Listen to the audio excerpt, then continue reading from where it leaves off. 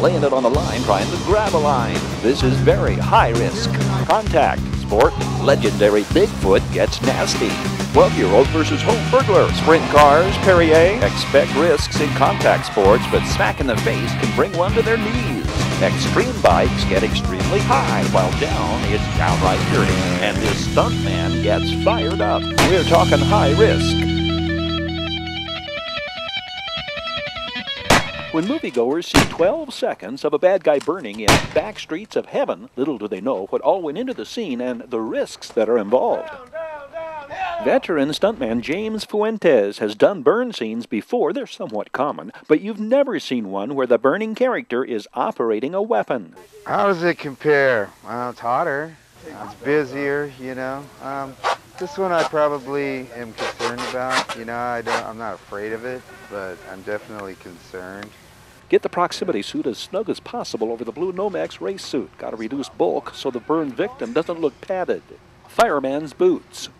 Next, lower the stuntman's body temperature. Having the frozen burn gel applied is like diving into ice water. The gel dissipates the fire's heat, which will reach 2,000 degrees. The silver proximity suit is the same emergency crews at, say, an airport wear. The blue Nomex race suit below is what race car drivers wear.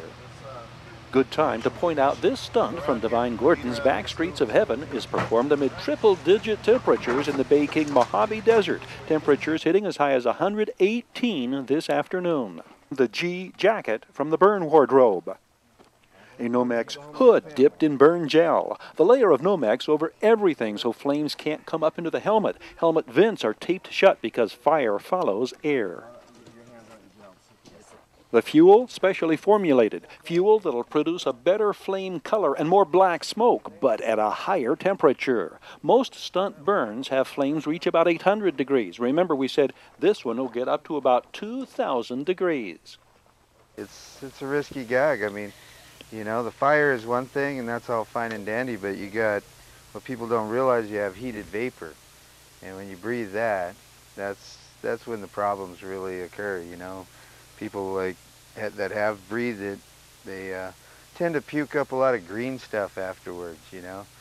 So that's probably my biggest concern. You know, I'm not young, and I can't hold my breath like some of the young people.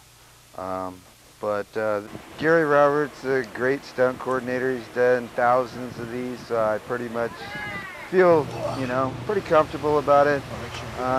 Try to stay focused on what I have to do, you know, and save the weapon. We've broken enough weapons out here on this shoot, so, you know, I want to make sure I got the weapon where it needed to be.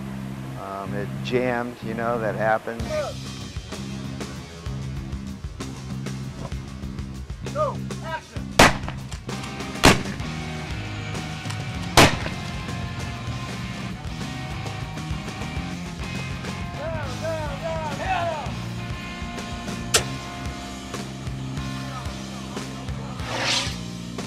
My hands got warm. It was all right, you know. The gun jammed. I wish I could have gone longer with the shells, but you know, it happens, and they got what they needed, and that's what's important, so I don't have to do it twice. These are the most tense moments. The flame's been extinguished, but remember, to avoid the highest risk, James Fuentez had to hold his breath throughout the entire burn, or risk inhaling vapors.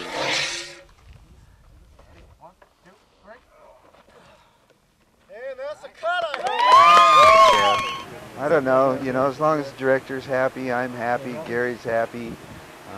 I'm sitting here, I'm talking, and everything's good. But they got what they wanted, you know. I wish I could have gone a little longer.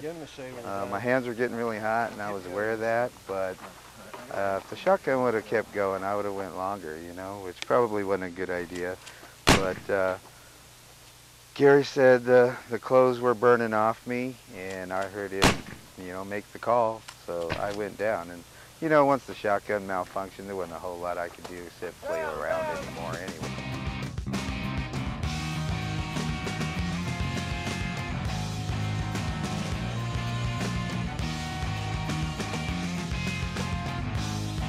Yeah, too bad it jammed that it kept going, man. There you go, my man.